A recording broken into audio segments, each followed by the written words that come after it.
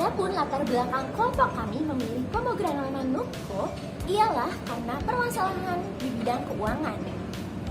Kita sebagai manusia pasti pernah mengalami kesulitan dalam mengatur keuangan, terutama ibu rumah tangga dan mahasiswa dalam berbelanja bulanan. Di sini kami menggunakan point of view sebagai mahasiswa.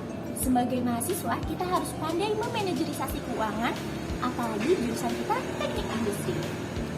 Untuk itu, diusahakan pada saat berbelanja, uang kita mencukupi segala keperluan yang dibutuhkan. Diperlukan cross-check ulang barang belanjaan menggunakan sistem Nukko agar meminimalisir terjadinya uang yang kurang pada saat berbelanja di pusat perbelanjaan. Sedangkan bagi petugas kasir, Nukko dapat memudahkan pengolahan jenis dari sekian banyaknya produk. Jadi program Retail Shop Detector Base Number Code ini memang difungsikan atau ditujukan untuk memudahkan petugas kasir ataupun pelanggan dalam mendapatkan suatu informasi dari suatu barang dengan cepat dan tepat. Di mana cara kerja dari suatu program ini nantinya pelanggan ataupun petugas kasir akan menginputkan 4 digit kode dari suatu barcode yang nantinya akan menghasilkan suatu output berupa nama, jenis, dan juga harga dari suatu produk. Kapan sih program ini digunakan? Jadi program ini digunakan saat pelanggan akan memeriksa atau mengecek barang yang nantinya sistem ini akan disediakan di beberapa tempat di dinding pusat perbelanjaan, serta digunakan saat akan melakukan pembayaran oleh petugas kasir. Nah, dari berbagai jenis tersebut kita pecah lagi menjadi beberapa bagian yang lebih kecil, seperti makanan yang dipecah menjadi seafood, kue, dan juga snack. Kedua, minuman yang dipecah menjadi kopi, susu, dan soda. Ketiga, itu baju yang dipecah lagi menjadi baju merah, baju biru, dan baju kuning.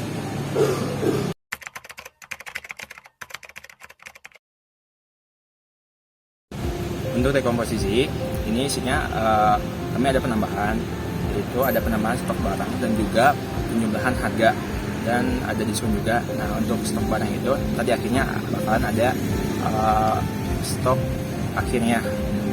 Untuk dekomposisinya kami pecah lagi menjadi 2 bagian, yaitu subprogram pertama yang berisikan tentang stok barang dan subprogram kedua yaitu berisikan tentang penjumlahan total harga, dan di akhirnya bakalan ada print total stok atau stok akhir dari barang itu. Untuk subprogram kedua ini akan berisinya akan menjelaskan tentang penjumlahan harga.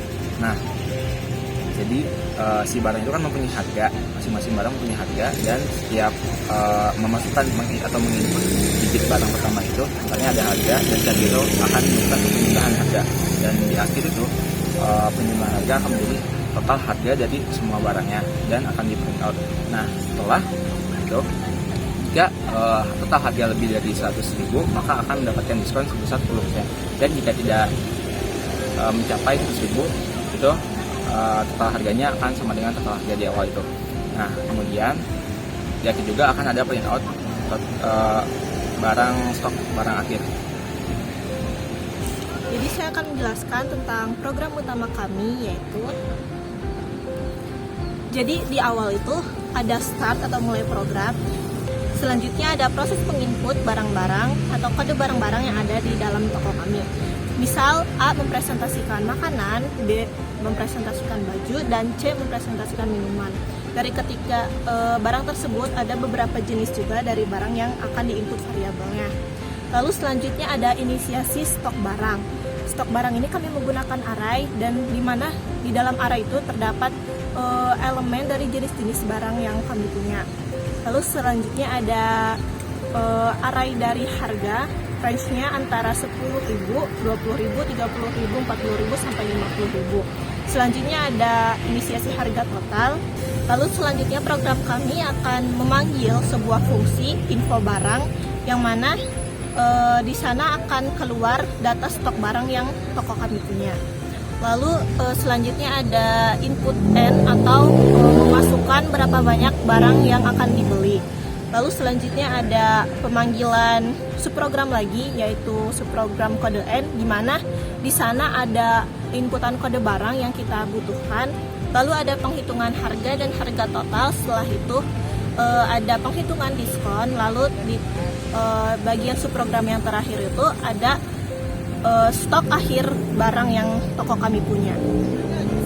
Setelah itu selesai, finish.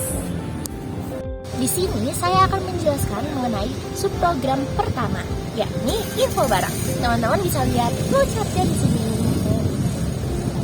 Oke, yang pertama kita mulai dari start. Selanjutnya akan dihasilkan print pesan selamat datang. Selamat datang di toko kami. Lalu selanjutnya ada inisiasi stok barang. Nah di sini variabel yang kami gunakan, misalnya AS, itu kami masukkan sebanyak 5 kali, yang mana merupakan array dari range 10 sampai 50 ribu. Jadi 10, 20, 30, 40, dan 50. Kemudian ada hitung jumlah barang. Nah di sini program akan dan hitung banyaknya elemen di dalam array. Dan selanjutnya akan dihasilkan output berupa menampilkan daftar dari stok barang itu. Selanjutnya ditampilkan pula output berupa hasil perhitungan. Dan yang terakhir, return jumlah barang. Di sini saya akan menjelaskan subprogram kedua, yaitu tentang penjumlahan harga barang. Nah, jadi setiap barang itu mempunyai harga kan. Jadi setiap barang itu ntarnya bakalan dijumlahin. Nah, total akhir dari penjumlahan harga barang itu, jika total harganya lebih atau sama dengan 100.000 bakal mendapat diskon sebesar 10%.